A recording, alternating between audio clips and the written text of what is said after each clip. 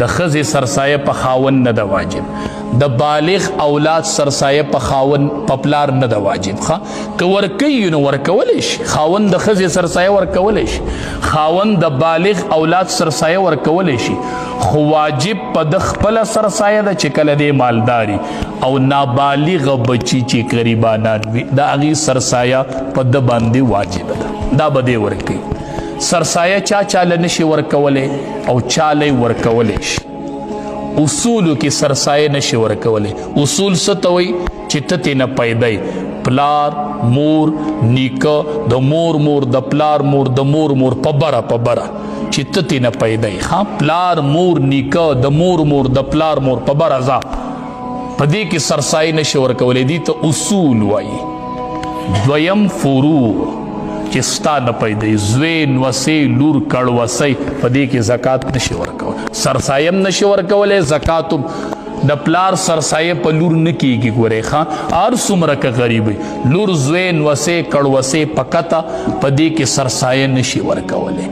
او بل چې کم سړی مالدار وي هغه هم سرسایه نشي ورکولی. مالدار مې درته اوس وي چې د 52 تولو څه قیمت رغیږي چې دا ورسره نو دله هم سرسایه نشي ورکولی چې مالداري. او بل سید له سرسایه نشي ورکولی، میا صاحب چې ورته وایي، ځکه زکاتونه سرسایي دا د خلکو د مال خیرې دی او سیدان ډیر پاک خلق دی، نو دی له به دا نه ورکوي. سید که هر څومره غریبي میا صاحب نو دی به سرسایه نالي، زکات په نالي، دله صدقې ورکوئ. او د دین علاوه په دی نور او د ښځې سرسایه په خاوند نه کیږي او د خاوند سرسایه به ښځه وله نه ورکوي. خاوند سرسایه ښځې له به نه ورکوي، ښځه به خپله سرسایه خاوند له نه ورکوي.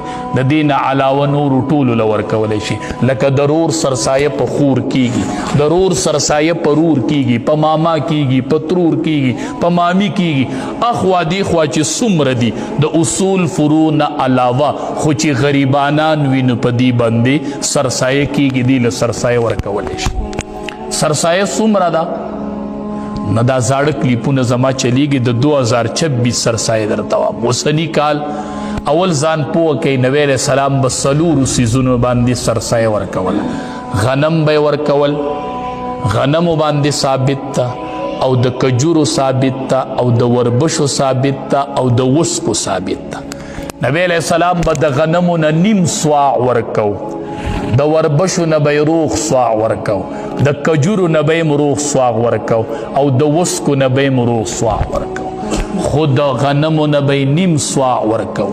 د نیم صاع قیمت